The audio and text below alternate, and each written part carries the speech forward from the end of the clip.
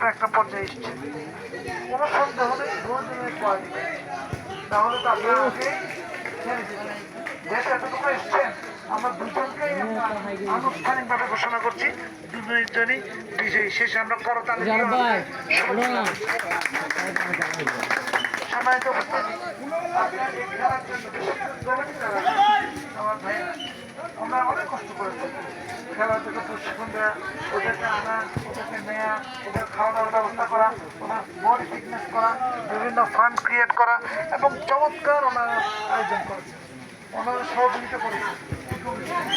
সুতরাং আমরা আরও ধন্যবাদ জানাচ্ছি। বিজয়ী যেই হোক না কেন, মূল কথা হচ্ছে আমরা অ্যাকচুয়ালি এটার মাধ্যমে যুব সমাজ আমরা টুর্নামেন্টটা দিয়েছিলাম যে অঞ্চল এলাকার সমস্ত যারা খেলোয়াড় আছে, ক্রীড়ামোদী আছে, ক্রীড়া সংগঠক আছে, সবাইকে একটা ইউনিটিতে নিয়ে আসা। যেহেতু অন্যান্য সংগঠনটা যুব সমাজকে ধ্বংসের দিকে নিয়ে যাচ্ছে, বিভিন্ন তাদের ক্যারেক্টারটা নষ্ট করে দিচ্ছে, ইয়াবা আসক্তি করে দিচ্ছে। আর আমরা যেটা চেয়েছি তা হচ্ছে যুব সমাজকে একটা সম্পদে পরিণত করার জন্য আমাদের খেলাধুলা আছে, আমাদের অন্যান্য বিভিন্ন প্রোগ্রামগুলো আছে। এই একটা অংশ আছে ফুটবল টুর্নামেন্ট।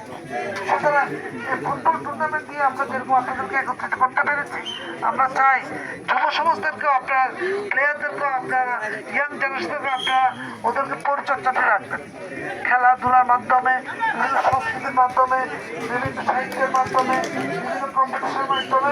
আপনারা যেহেতু সংগঠক, সেহেতু আমরা সবসময় চাইবো আপনারা যাতে সকলকে নিয়ে